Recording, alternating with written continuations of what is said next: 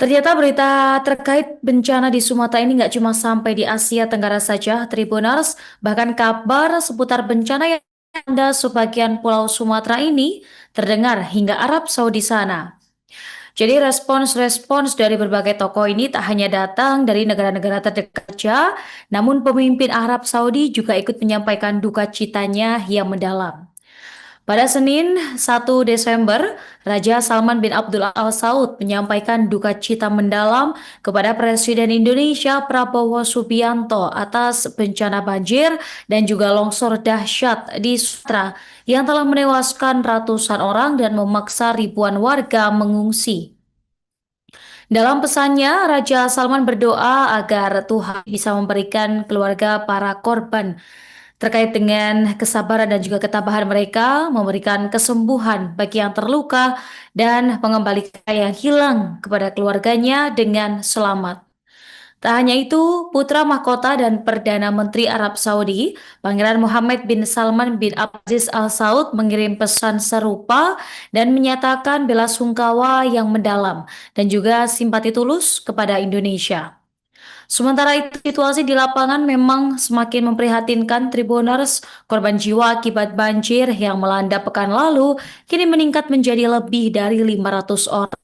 Sementara sekitar 500 lainnya dikabarkan masih menghilang.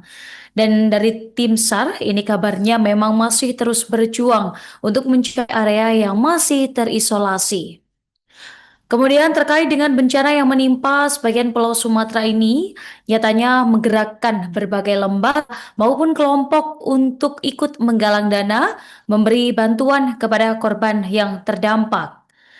Melihat kondisi yang beredar, rumah-rumah hingga berbagai fasilitas umum pun ikut rusak diterjang derasnya banjir, tak terkecuali layanan pendidikan. Atas dampak ini, Menteri Pendidikan Dasar dan Menengah Abdul Mukti memastikan pemerintah menyiapkan serangkaian bantuan untuk para korban yang terdampak banjir dan juga tanah longsor di Aceh, Sumatera Utara, dan juga Sumatera Barat. Mukti mengatakan bahwa pihaknya sudah mempersiapkan bantuan school kit atau perlengkapan sekolah jadi dari jenjang SD hingga SMA, serta dukungan healthcare relief bagi peserta didik dan juga tenaga pendidik. Dia melanjutkan bahwa layanan trauma healing ini juga akan diberikan untuk membantu pemulihan siswa dan mengakui bahwa memang proses pendataan ini masih menghadapi kendala. Hal tersebut lantaran akses menuju sejumlah lokasi ini sepenuhnya terbuka. Tak hanya siswa sekolah saja, pemirsa, sejumlah perguruan tinggi nyatanya ikut terdampak atas tersebut. Berdasarkan laporan per Senin 1 Desember 2025, bencana banjir dan tanah longsor di 3 provinsi di Sumatera ini turut berdampak ke 30 perguruan tinggi. Kerusakan ini terjadi pada fasilitas kampus dari skala ringan hingga berat, kemudian bahkan akses menuju kampus ini tertutup hingga gangguan listrik dan juga sinyal. Dari Kementerian Pendidikan Tinggi, Sains dan Teknologi menyampaikan bela sungkawa atas bencana yang menimpa Provinsi Aceh, Sumatera Utara, dan juga Sumatera Barat. Mengutip dari Kemdikti-Saintek, jumlah sivitas akademika yang terdampak langsung ini berjumlah 6.437 orang. Dan saat ini pemirsa belum ada laporan terkait dengan jumlah korban jiwa atau hilang. Dan untuk mengambil langkah strategis dari Kemdikti-Saintek, ini bantuan penanganan yang terbagi menjadi 2 tahap. Ada tahap tanggap darurat, ini kabarnya bakal berlangsung hingga 31 Desember 2025. Dan tahap ini akan fokus pada penanganan langsung dan pemenuhan kebutuhan mendesak. Kemudian terkait program pengabdian kepada masyarakat, basis sains dengan melibatkan mahasiswa, dosen, dan juga pemerintah setempat. Selain itu, perguruan tinggi pendukung dari luar wilayah dampak yang memiliki kapasitas teknologi atau keahlian khusus ini didorong untuk menyalurkan dukungannya termasuk terkait penyediaan tenaga ahli. Dan mempertimbangkan kondisi yang masih terus berlangsung dari Kemdikti-Saintek, ini mendorong pimpinan untuk memberikan relaksasi pembelajaran bagi mahasiswa, dosen, dan juga perguruan tinggi yang terdampak. Dan memang ya Tribuners, banjir ini kabarnya dipicu siklon Langka yang terbentuk di Selat Malaka dan menghantam 3 provinsi yaitu Aceh, Sumatera Utara, dan juga Sumatera Barat. Dan bencana ini berdampak pada 1,4 jiwa. Di Pidijaya Aceh, ini ada korban selamat yang menggambarkan kedahsyatan banjir tersebut, yaitu Ari Amalia, yang menyebut bahwa air ini datang seperti tsunami.